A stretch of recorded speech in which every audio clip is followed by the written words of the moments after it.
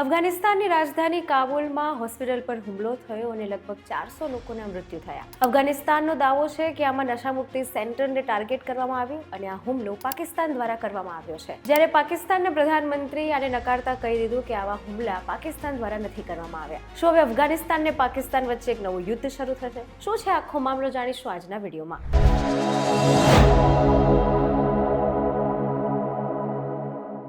અફઘાનિસ્તાનના rehabilitation centre પર હુમલો થયા બાદ અફઘાનિસ્તાનના ડેપ્યુટી સ્પોક્સમેને એક્સ પર જણાવ્યું કે હોસ્પિટલનો મોટાભાગનો હિસ્સો એર સ્ટ્રાઇકથી અફેક્ટ થયો છે. અફઘાન સરકારના પ્રવક્તા ઝાબિહુલ્લા મુજાહિદે પણ આ વાતની નિંદા કરતા કહ્યું છે કે મૃત્યુ પામેલા અને ઘાયલ થયેલા લોકોમાં વધારે પ્રમાણમાં દર્દીઓ જ હતા જે ત્યાં ઇલાજ કરવા આવ્યા હતા. પાકિસ્તાનના વડાપ્રધાન શહેબાઝ શરીફના પ્રવક્તા મુશર્રફ ઝૈદીએ પણ આ આરોપને નકારી કાઢ્યો હતો અને કહ્યું હતું કે કાબુલમાં કોઈ હોસ્પિટલને નિશાન બનાવવામાં નથી આવી. તો પાકિસ્તાને અફઘાનિસ્તાનને જવાબ આપતા કહ્યું કે અમે ત્યાંના ટેકનિકલ ઇન્ફ્રાસ્ટ્રક્ચરના કંદહાર દક્ષિણ ઝોનમાં હુમલો કર્યો હતો. તો અફઘાનિસ્તાને એવું કહ્યું કે આ હુમલો અમારા ડ્રગ રિહેબિલિટેશન સેન્ટર પર કરવામાં આવ્યો. આ સાથે તાલિબાનના અધિકારીઓએ કહ્યું કે અમારા ત્યાંના રિહેબિલિટેશન સેન્ટર પર હુમલો થયો અને ખાનગી એરલાઇનના ફ્યુઅલ ડેપોટ પર પણ હુમલો કરવામાં આવ્યો. આમ બંને એકબીજા પર આરોપ કરી રહ્યા છે. પાકિસ્તાન અને અફઘાનિસ્તાન વચ્ચે 2025થી કંઈક ને કંઈ તણાવ ચાલી જ રહ્યો છે. છેલ્લા 3 અઠવાડિયાથી બંને વચ્ચે વધારે તીવ્ર જે છે તે માહોલ બન્યો છે,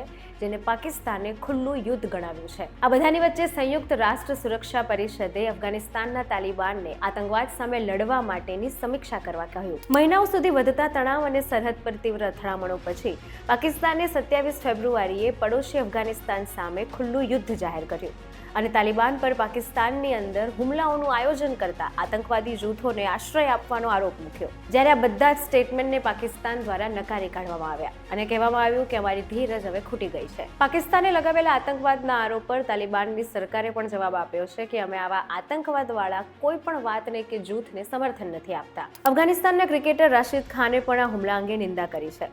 સાથે લોકોએ સંયુક્ત રાષ્ટ્ર અને માનવ અધિકાર સંગઠનો પાસે માંગ કરી છે કે આ મામલાની સંપૂર્ણ તપાસ કરવામાં આવે અને જે પણ જવાબદાર હોય તેને સજા કરવામાં આવે. અફઘાનિસ્તાનના સંરક્ષણ મંત્રાલયે એવું પણ કહ્યું છે કે પાકિસ્તાનને આ હુમલાનો યોગ્ય જવાબ આપવામાં આવશે. તેઓએ આ હુમલાને દેશની સ્વતંત્રતા પર હુમલો એવું ગણાવ્યું છે. પાકિસ્તાનના વારે વારે આ જ આક્ષેપ છે કે અફઘાનિસ્તાન પોતાની જમીન જે છે તે આતંકવાદીઓને વાપરવા માટે આપે છે. તેમનું કહેવું છે કે ટીટીપી અફઘાનિસ્તાનમાંથી કામ કરે છે, પરંતુ તાલિબાન સરકાર આ વાતને સ્વીકારતી નથી. ચીનના વિદેશ પ્રધાન વાંગ યીએ અફઘાન અને પાકિસ્તાની સમકક્ષો સાથે ફોન પર વાત કરી અને આ બધાની વચ્ચે તણાવ ઓછો કરવાનો પ્રયાસ કરવા પણ કહ્યું. એટલે અફઘાનિસ્તાન અને પાકિસ્તાન બંને એકબીજા પર વારાફરતી આરોપ લગાવી રહ્યા છે.